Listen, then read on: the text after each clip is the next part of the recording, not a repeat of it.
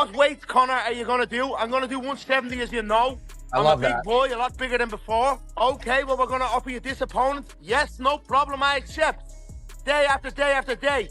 No problem, we'll send the contract. Excellent, it's a great matchup, that's a great matchup, that's a great matchup. That's all you'll ever hear about out of me. And no contract came. And that's kind of where I'm at. Still here in this limbo. I know my manager is out there in Las Vegas on Monday, face-to-face meeting. I hope a respectable offer comes through. I'm notoriously good to deal with. I'm an honest man. I admire fairness. I'm sure we can get it done. And there you go.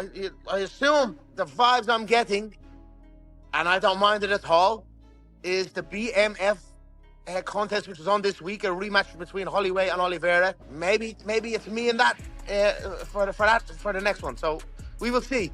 You know, it's all taken shape. Was as the fight progressed into the later rounds, could Max Holloway find a way to get a finish, because he clearly needed one? The answer to that, of course, was no. Charles Oliveira, Dude Bronx, is the BMF champion of the world, and he made it look easy. That was complete domination, Michael. I thought coming into this fight, there was going to be moments where Max was in trouble, moments where he might be on the fence, might be on his back, but I didn't think it was going to be 25 minutes. We've never seen Max dominated like that. Charles looked possessed out there. He walked Max down, got his back to the fence, and with these awkward takedowns, it wasn't fundamental traditional wrestling. He just powered him to the ground with hip tosses, body locks, and Max had no answer for the takedowns. Yeah, and it's one of the things that we talked about leading up to this fight, and Charles just executed all the X's and O's that we said that he would need to do in order to become the BMF champion tonight. He did all those things. He marched forward. He landed the more significant, powerful strikes throughout the fight. He was aggressive like we knew he would need to do, and that strength was on display. The gate tonight was $8.3 million. Attendance 19,480. It was sold out. 4 performance of the night bonuses: Bellato, Montez, Rodriguez, and Dober. Dana, dominant work from Charles Oliveira, but maybe not exactly the fight the crowd was anticipating or looking for. What were your thoughts on the way the main event played? I don't know if anybody was expecting that. I mean, the way he body locked him and took him down so easily and absolutely dominated him on the ground. I thought there'd be a lot more stand up, and I thought that Max would do a better job at defending the takedown. And if he got on the ground, he'd at least pop up a couple, 3 times during the round, but total domination. Yeah. At the end of the day, the goal of the sport is to win fights, right? But when it's a BMF title fight, do you feel like there's a unwritten rule that you got to fight a little bit differently, that you got to make it a stand-up war and not have a grappling-based approach? Well, I think you'll have those type of guys, but the goal at the end of the day in every fight is to win. So he did exactly what he needed to do to win. And I think probably, you'll have to ask Max, but in training camp, they're probably expecting, if you've seen Charles fight, he's not afraid to go toe-to-toe, stand up, and, they obviously really believed that if they took him down to the ground, tonight would happen. Bro, I got 10 text messages going. That tells you how great Ilia Topuria is. Because he went through him like a knife through butter. I mean, we're talking about a generational talent in that guy. I mean, I love the fact that Oliveira called for a fight at the White House. Please find the man a dance partner. Yeah. But who? I don't know who. But who? Well, who other than Topuria, right? Topuria is busy with Gaethje. Yeah. Who? Well, right. Arman Tsarukyan is not going to fight him in a rematch. Arman would not fight him for the second time. Why? Well, he would if they gave it to him. Well, when you seem to be about to get a title fight, why fight this dude? Yeah. Well, because it's a BMF title fight. But I mean, could you really set that up? I mean, Tsarukyan's been out for so long. It's been so much controversy around him. He just got in a brawl at a wrestling match. He's crazy, man. Sometimes, I ask you about Conor McGregor, and it doesn't happen, but it does seem like the situation is there, that it's possible. Is that something that is even on your mind? Do you think about that? What is your reaction to even just the name Conor McGregor when he throws out there BMF, 170 pounds? Is that even on your radar on a night like this? For real, I won the title. I won that lightweight belt, and that's what I want. Listen, I did what I needed to do. I got it. That's what I want to do, and I tell people this. Let Diego figure this out, okay? But if it's maybe for something or maybe for the money, we'll do it. I think he wants it more than I do right now, doesn't he? That was complete domination, Michael. I thought coming into this fight, there was going to be moments where Max was in trouble, moments where he might be on the fence, might be on his back, but I didn't think it was going to be 25 minutes. We've never seen Max dominated like that. Charles looked possessed out there. He walked Max down, got his back to the fence, and with these awkward takedowns, it wasn't fundamental traditional wrestling. He just powered him to the ground with hip tosses, body locks, and Max had no answer for the takedowns.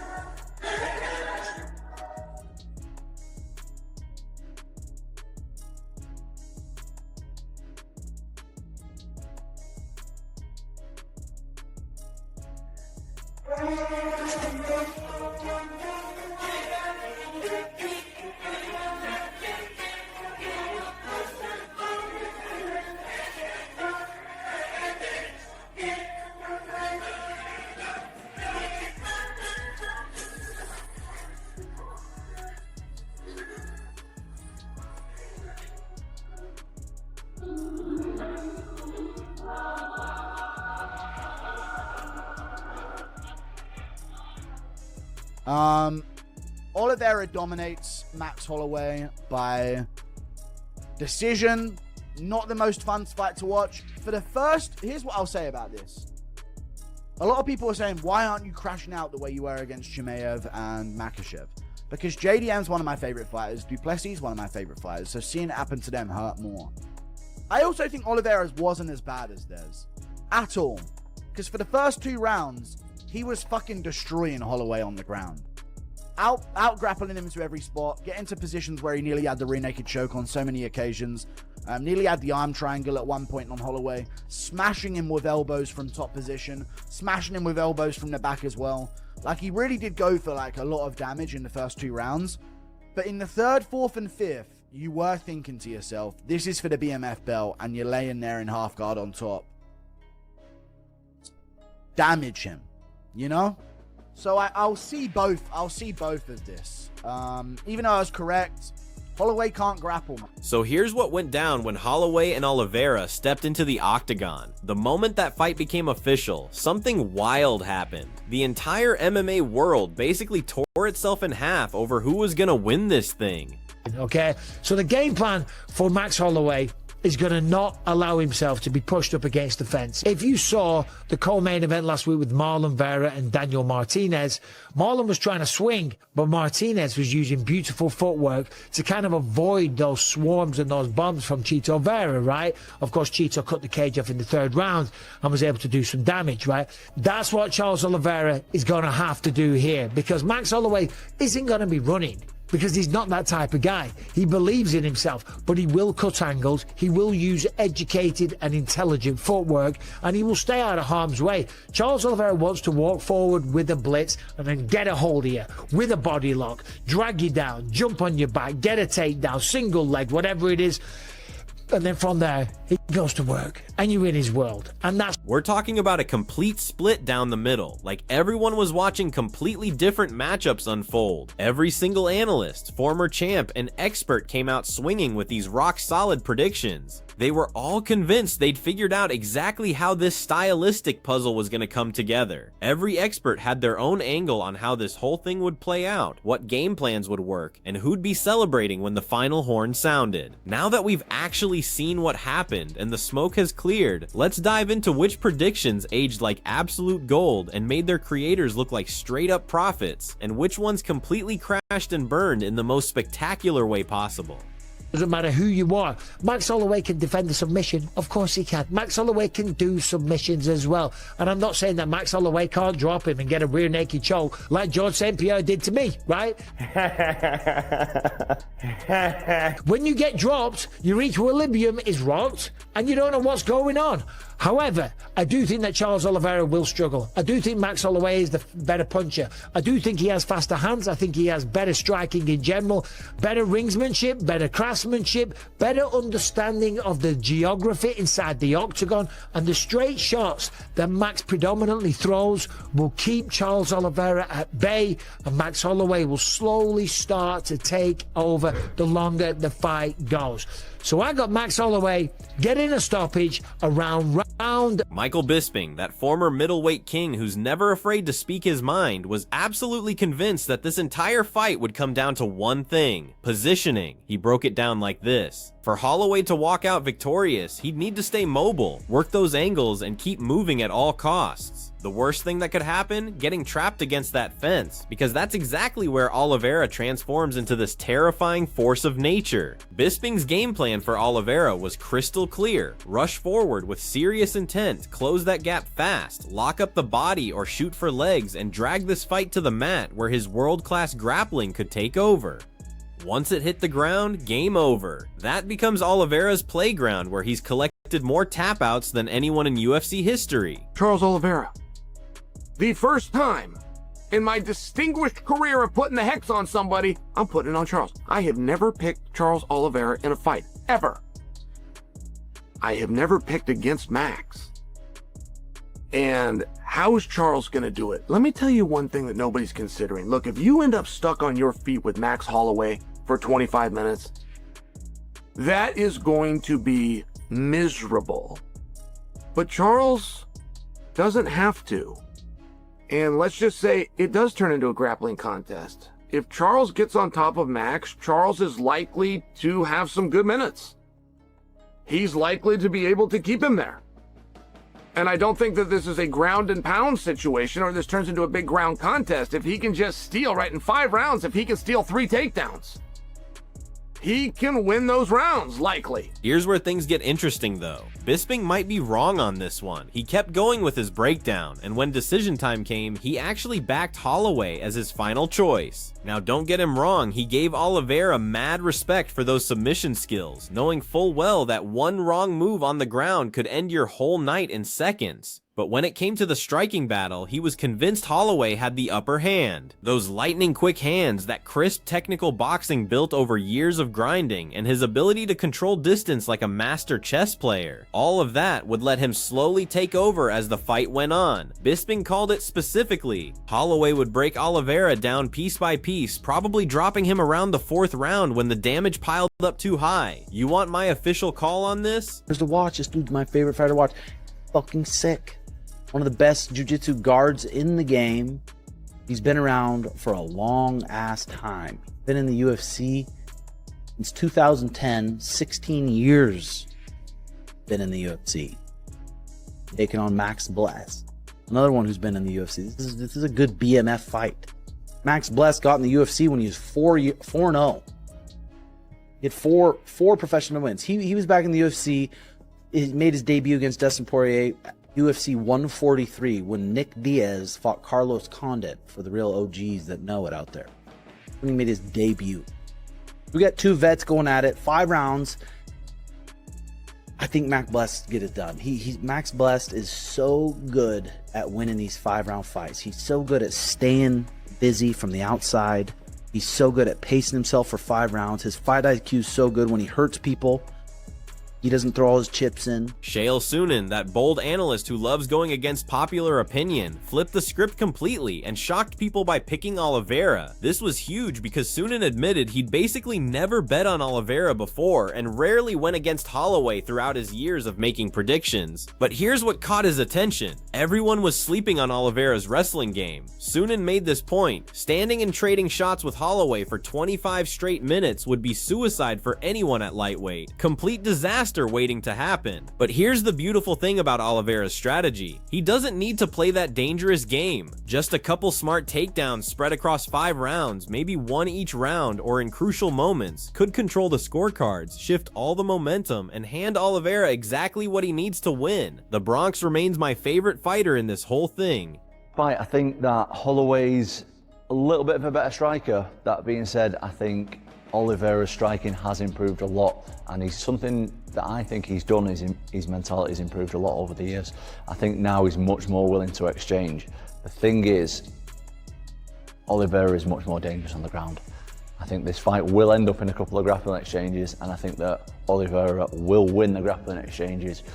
So in my opinion, I think right now, Tim Welch, that experienced coach and analyst, gave Oliveira serious props as one of the most exciting fighters to watch right now. That creative guard work that can snatch submissions from nowhere, plus his battle-tested UFC journey through wars with the best lightweights alive. But despite all that respect for what Oliveira brings, Welch still went with Holloway when push came to shove. His reasoning? That championship experience in 5-round wars, his insane activity level throwing hundreds of strikes per fight, and his ability to pace himself perfectly over 25 minutes without losing steam would let him grind out a decision just by staying busier and more consistent. Welch also pointed to Holloway's mental strength that's been proven in the biggest moments, plus his ability to control the fight's rhythm as the deciding factors that would carry him through even when Oliveira threatened with submissions or heavy shots. I think Oliveira's going to take a little bit of a beating first, get peppered a little bit with some punches, but then sooner or later he's going to walk him down. He's going to get him to the floor and he's going to submit him in round 3. My verdict is Oliveira submission round. I think all of this comes down to something else entirely. Tom Aspinall, that sharp heavyweight prospect with serious analytical skills, saw this playing out totally different from everyone else. Sure, Holloway's the cleaner striker with better pure boxing technique, but here's what people were missing. Oliveira's striking has evolved massively from his early days, and even more important, his mental game has gotten way stronger since winning that title and defending it. Aspinall was convinced Oliveira would hunt for the ground game instead of playing Holloway's striking where he's most lethal. His prediction? Oliveira would win those key grappling moments and potentially end it with a submission. I've got Charles du frickin' Bronx. That's what I've got. I've got Charles du Bronx over Max Holloway. And I understand how the Holloway picks arise. Okay, because I feel like I'm alone on this Oliveira hill that I'm going for here. But I think Oliveira is going to be able to take the shots from Holloway and walk through them. I do. I know Holloway's improved on his power, and in round 3 against a Korean zombie who was really old and past his prime to say the very least, and in his retirement fight, Holloway. Aspinall went deeper with his timeline prediction. He expected this fight to slowly swing Oliveira's way as it went deeper into championship territory. His breakdown went like this. Holloway takes rounds 1 and 2 on the feet, lands clean shots, builds an early lead, but Oliveira weathers that early storm like he always does, showing that heart and durability that defines his career, then steadily pushes forward with relentless pressure until he finds his grappling opportunity. Aspinall's specific call? Oliveira gets the takedown in round 3, works to a dominant spot, and finishes with a submission right around the halfway point, really emphasizing the Brazilian's patience and that absolutely lethal ground game that's finished so many elite fighters. I do see in a world where Holloway just peppers him up and Oliveira starts to break, and we can see Holloway, Holloway took Topuria to the 3rd and Topuria finished Oliveira in the 1st. I just don't think Max has that power. I do think he has more power at 155, and he did hurt and wobble Poirier early and drop him. I just don't think he's going to finish Oliveira early, and I don't think he's going to have enough power to get that much respect from Oliveira early. Oliveira is very hittable early. People are playing the Gamrot fight, right? I've seen a lot of clips of the Gamrot fight where he's walking forward and Gamrot's stinging him. But Oliveira does fight differently. MMA Guru, that popular breakdown artist, went all in on Oliveira without any hesitation. He understood why people lean toward Holloway, given his improved power at 155 and that elite level striking we'd all witnessed. But Guru saw something different. Oliveira could eat those early shots Holloway would definitely land, absorb them, and keep marching forward with the kind of pressure that mentally breaks opponents. He backed this up by comparing recent performances. Holloway's wins over aging fighters versus Oliveira's absolute destruction of prime Justin Gaethje, finishing him in round 1 when Gaethje was still at his absolute peak. That high-level finishing ability against elite competition made Oliveira the smart pick in this stylistic puzzle, regardless of popular opinion. Look, we'll stick back to the faves. Back to the faves on this one. I'm gonna go Max, and 5 rounds. I don't think Dupont's gonna fold or get tired. Look at the significant strikes level per minute. 7.2. Jesus Christ, one of the highest I've seen. You don't stop. But he's got the most strikes in UFC history. Yeah, you don't stop. So I think it's gonna be Max. How he wins? Yeah, I don't want to say it. I don't want to see it, but I just sometimes, like when I watch this, I don't know how to explain it, how I see it in my head to people. So this is why I have to break it down with layman's terms. And I don't want to sound repetitive because a lot of this is repetitive stuff. Like with fighting, we're using the same systems when it comes to jiu-jitsu, wrestling, kickboxing, boxing to fights. There's only so much that can be done. Well, it's infinite, but there's certain patterns that repeat themselves. They're recurring patterns in this game constantly. So when I see a fight like this, I can just look at it and just like, and I just look at silhouettes of them or their fighting styles and I kind of just piece it together in my mind. And Guru took his analysis even further, acknowledging that Holloway might find real success early, landing clean consistently and testing Oliveira's defensive skills and chin. He compared it to Holloway's other lightweight performances, noting that while Holloway definitely had power to wobble people at 155, he didn't think Holloway could finish Oliveira quickly in round 1 or make him gun-shy early. Here's the key point Guru emphasized. While Oliveira does get tagged in bursts like we saw against Gamrot, he adapts intelligently and makes crucial adjustments that completely change the fight's direction. This ability made him way more dangerous as fights moved into rounds 3, 4, and 5, like becoming a completely different, more lethal version of himself. He's gotta be careful because once he clinches, his hips are close and Charles Oliveira can lock a body lock and step deep and double on his thing. He's boxing, and then Charles comes in to try to shut it down. Max either keeps the range and keeps boxing, or he closes in, forces Charles Oliveira to make a bad decision, lands a knee, hurts him, he goes to his back, and then he has to side there.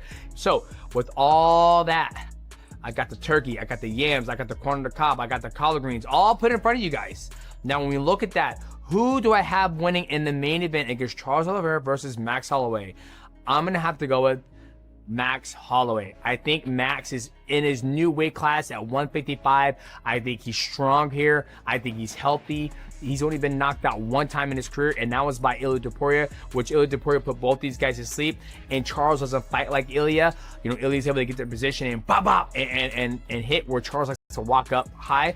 I'm edging my... I just see more potential in Oliveira's game. Israel Adesanya, that former middleweight king with one of the sharpest striking minds around, used his technical expertise to analyze this matchup and ultimately leaned toward Holloway. He highlighted several crucial factors. Holloway's relentless pace that never stops, his record-breaking volume that literally rewrote UFC history books, and his superhuman ability to maintain that crazy output over all 5 rounds without slowing down. Adesanya explained from his elite striker perspective that while patterns definitely repeat in striking, wrestling, and grappling scrambles, Holloway's unique style and remarkable consistency in 5-round wars made him extremely difficult for anyone in the division to handle. When he visualized this fight playing out, it came down to Holloway's precision with every strike, his constant pressure that gives opponents zero breathing room, eventually breaking Oliveira mentally and physically through accumulated punishment, giving Holloway the tools he needed to win by the final bell.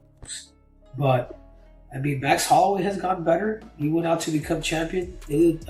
Charles Oliveira has too. He was able to avenge that loss to Poirier as well. I mean, this is stylistically, it's a matchup of guys that have gotten better.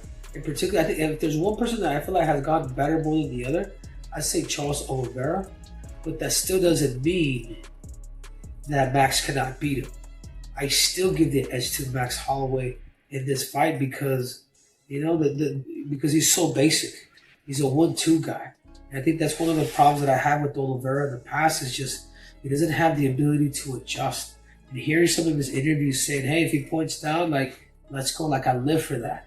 But you don't want to do things like tactically. I just don't know if Charles Oliveira is as is as tactical as a guy like Demetrius Johnson, that legendary flyweight greatest of all time who's witnessed everything in his incredible career, delivered a detailed breakdown that covered multiple angles, ultimately picking Holloway. His strategic take noted that while Holloway could work in the clinch when needed and has solid grappling himself, he needed to stay extremely smart, actively avoiding body locks and takedown attempts from Oliveira, because that's where real danger lived. Johnson emphasized Holloway's proven range control mastery, his ability to land precise strikes that build damage, and capitalize on any opponent mistakes, considering multiple elements including Holloway's strength at 155 where he looked physically bigger, his health entering the fight with no serious injuries, and his incredible durability record having only been stopped once by Dustin Poirier. Johnson concluded that Holloway's style and extensive high-level experience gave him the advantage to emerge victorious. Henry Cejudo, that former two-division champion with an analytical mind forged through years of elite competition, observed that both fighters had developed tremendously since their younger days, with Oliveira especially showing massive striking improvements, including avenging his Dustin Poirier loss in impressive style. Despite recognizing that growth, Cejudo favored Holloway, praising his simplicity and effectiveness as a fundamentally sound boxer who keeps things clean. He noted that while Oliveira had definitely evolved into a more complete mixed martial artist, Holloway's tactical awareness and ability to make crucial mid-fight adjustments gave him a subtle but potentially game-changing advantage in this stylistic matchup. Cejudo also pointed out that Holloway's extensive high-pressure fight experience, including multiple title fights and main events, would help him control the fight's pace and make key moments count when everything was on the line. Dan Hardy, that veteran analyst and former welterweight contender, examined this fight through the lens of timing and pacing over 25 minutes. His tactical suggestion was that Holloway needed to survive Oliveira's early aggression in the opening minutes, noting that Oliveira often takes risks early, coming out hunting for the finish, which could be genuinely dangerous in grappling situations if Holloway wasn't careful. Hardy explained that once Holloway found his groove around the 7 or 8 minute mark, his timing and pace would improve dramatically, making a finish much more likely in later rounds as Oliveira's aggression faded. He estimated the odds of Holloway stopping Oliveira would climb progressively each round, from minimal in round 1 to significantly higher by the championship 5th. Hardy predicted Holloway would secure a stoppage before the final bell. He clarified this wouldn't come from Oliveira being completely gassed, but from Holloway gradually seizing control as rounds progressed. Hardy suggested that even if Oliveira narrowly stole round 1 with early pressure, momentum would shift quickly and Holloway would systematically impose his will round after round, leaving Oliveira unable to swing the fight back regardless of adjustments. Which expert do you think nailed their prediction, or did they all miss the mark completely? Drop your thoughts in the comments and make sure to subscribe for more MMA coverage, breakdowns, and analysis.